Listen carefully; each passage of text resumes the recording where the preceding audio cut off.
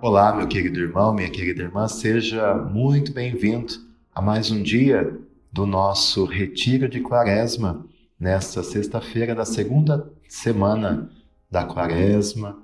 Queremos invocar a presença de Deus, para que Ele nos fale, para que Ele transforme o nosso coração. Pelo sinal da Santa Cruz, livra-nos Deus nosso Senhor dos nossos inimigos. Em nome do Pai, e do Filho, e do Espírito Santo. Amém. Ó Espírito Santo, invocamos neste dia a Tua luz, os Teus dons sobre o nosso coração, sobre a nossa vida, para que neste caminho quaresmal de conversão que estamos vivendo, o Senhor continue a nos guiar, que o Senhor seja o protagonista deste retiro que estamos fazendo e possa quebrantar o nosso orgulho, a nossa vaidade e fazer com que algo novo possa surgir em nossas vidas. Ouçamos a palavra de Deus, livro do Gênesis, capítulo 37, do 3 ao 4, do 12 ao 13, do 17 ao 28. A história de José, filho mais novo de Jacó, que é vendido como escravo e acaba lá no Egito. Israel, ou Jacó, amava mais a José do que a todos os outros filhos, porque ele tinha nascido na velhice, e por isso mandou fazer para ele uma túnica de mangas longas. Vendo os irmãos que o pai o amava mais do que a todos eles, odiavam-no e já não lhe podiam falar pacificamente. Ora, como os irmãos de José tinham ido apacentar o rebanho do pai em Siquém, disse Israel a José: Teus irmãos devem estar com os rebanhos em Siquém.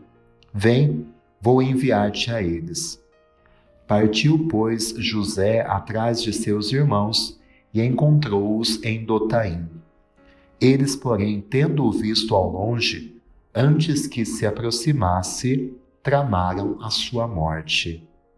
Disseram entre si: Aí vem o sonhador. Vamos matá-lo e lançá-lo numa cisterna. Depois diremos que um animal feroz o devorou. Assim veremos de que lhe servem os sonhos.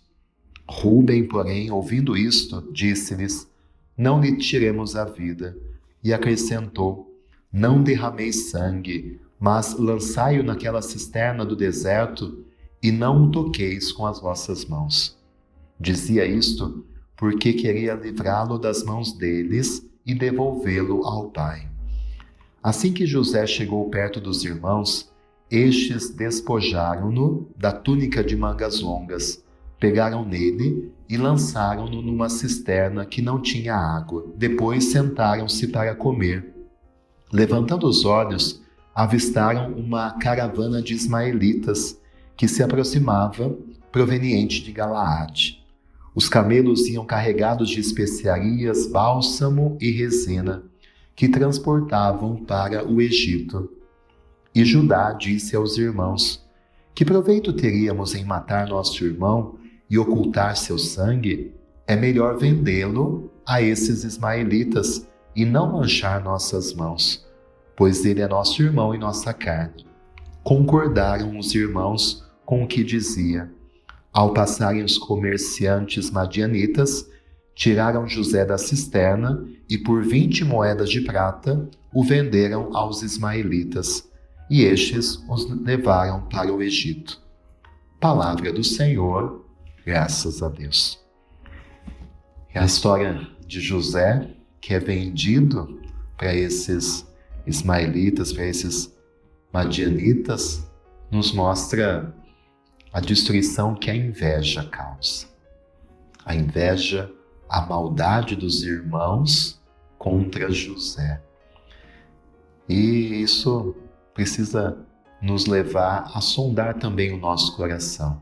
Se nós também, em algumas situações, diante de algumas pessoas, não temos sido movidos pela inveja. Nós vivemos num mundo de comparações, principalmente as redes sociais que nos apresentam a vida dos outros como perfeitas e parece que a nossa realidade está tão longe da vida que os outros aparentam ter. Quantas vezes a inveja da família do outro, da casa do outro, da vida que o outro tem, toma conta do nosso coração. E quanto a inveja pode ser destrutiva. É que na história de José, os planos de Deus foram maiores do que a maldade daqueles irmãos. Mas a inveja tem esse poder destrutivo na nossa vida. Que hoje você possa pensar um pouquinho que espaço a inveja tem tomado no seu coração. Porque às vezes nós falamos que não somos invejosos, mas algumas atitudes revelam o quanto esse sentimento está presente no nosso coração. Mas depois, José acaba sendo vendido lá para o Egito e lá há uma reviravolta, ele se torna governador do Egito e no tempo da seca que Israel sofre, os irmãos vão buscar refúgio no Egito e lá são acolhidos pelo irmão mais novo que tinha sido desprezado, para ver o quanto daquilo que é desprezado, daquilo que muitas vezes parece dor e sofrimento, Deus tem o poder de transformar em salvação. E na Quaresma nós contemplamos Jesus crucificado, rejeitado, que se tornou a fonte da nossa salvação. Por isso, mesmo quando as coisas vão mal na nossa vida, não podemos deixar de confiar, de esperar em Deus, porque mesmo das coisas mais difíceis e piores, Deus tem o dom de tirar coisas boas e tirar a nossa salvação. Rezemos o Salmo 104. Lembrai sempre as maravilhas do Senhor. Mandou vir então a fome sobre a terra e os privou de todo o pão que os sustentava. Um homem enviara à sua frente, José, que foi vendido como escravo. Apertaram seus pés entre grilhões e amarraram seu pescoço com correntes, até que se cumprisse o que previra, e a palavra do Senhor lhe deu razão. Ordenou então o rei que o libertassem. O soberano das nações mandou soltá-lo. Fez dele o senhor de sua casa e de todos os seus bens o despenseiro. Glória ao Pai, ao Filho e ao Espírito Santo, como era no princípio, agora e sempre. Amém. E como propósito para o dia de hoje, gostaria de propor 2 pontos para você. O primeiro ponto é o ponto da inveja. Então, que no dia de hoje você lute contra a inveja. Se você percebe que isso tem tomado conta no seu coração, evite comparações, evite reclamações, porque a inveja é uma forma de ingratidão. Parece que Deus não nos abençoa, só abençoa a vida dos outros. Então, evite comparações, lute contra a inveja e agradeça a Deus pelo que você tem. Se o teu irmão tem uma família talvez melhor do que a sua, agradeça a Deus pela tua família. Se aquela pessoa que você inveja, que tem uma vida mais confortável que a sua, agradeça a Deus pelo que você tem, pelo alimento da sua mesa, pela sua saúde. Perceba aquilo que talvez você tenha invejado das outras pessoas e agradeça pelo que você tem. E olhe para tantos que têm menos ainda do que você. O primeiro propósito pode ser com relação à inveja e o segundo é sobre as tragédias da nossa vida. Na vida de José aconteceu uma tragédia, mas Deus usou daquela tragédia para salvar o povo de Israel. No seu caderninho, anote um pouquinho das tragédias da sua vida.